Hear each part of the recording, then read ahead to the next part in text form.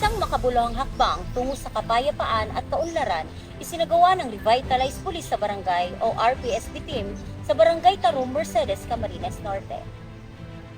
Bago pa man ang proyekto sa paaralan, matagumpay nang nailatag ang 5 communal garden sa bawat purok ng Barangay Tarum, patunay ng aktibong pakikilahok ng buong komunidad. Nagsimula ang proyektong ito ng RPSB noong January 15, 2026 at patuloy pa ring isinasagawa hanggang sa kasalukuyan na nagdudulot ng positibong pagbabago sa kabuhayan at nutrisyon ng mga residente. Dito sa masamang itinatanim at inaalagaan ng iba't ibang gulay tulad ng talong, kamatis, patola, sili, pipino, sitaw at petchay na nagsisilbing pangunahing pinagkukunan ng pagkain ng komunidad. Pinalawak pa ito sa pamamagitan ng proyektong Tanim ng Kapayapaan sa Tarum Elementary School.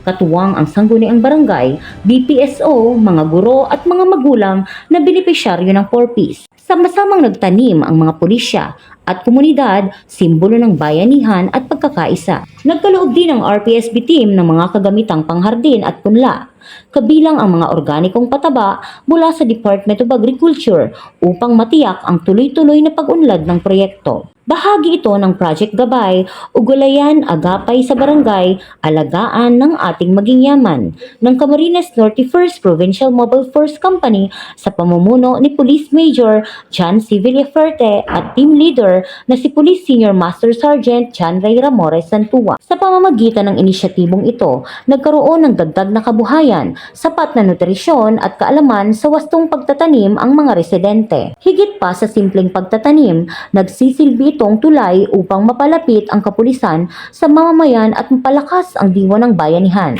Isang inspirasyon na ang kapayapaan ay maaaring itanim, alagaan at anihin sa tulong ng sama-samang pagkilos ng pulisya at mamamayan. Si punong Barangay Ronil Galigo ng Barangay Tarum, Mercedes, Camarines Norte.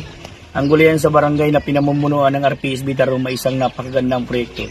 Ang mga namamarangay ay nagkakaroon ng pagkakaisa at ito ay isang malaking tulong sa bawat mamayan sa pagtutulungan ng bawat isa.